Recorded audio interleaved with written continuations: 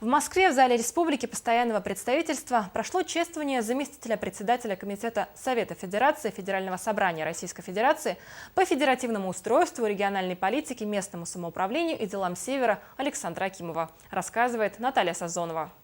Отметить 60-летие видного государственного деятеля Республики Саха-Якутия и Российской Федерации, заслуженного работника народного хозяйства Республики Саха, доктора экономических наук, кавалера ордена «Полярная звезда» Александра Акимова прибыли политические и общественные деятели, ветераны, постпреды ряда республик Российской Федерации, друзья, коллеги и близкие юбиляра.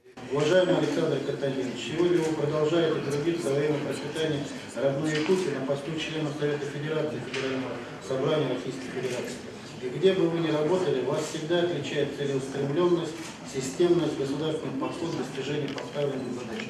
Добиваться высоких результатов, признания вам помогает большое управленческие и административно-хозяйственные работы. В этот прекрасный день от всей души желаю вам крепкого здоровья, счастья, мира и добра. Председатель правительства Республики Саха-Якутия Григорий.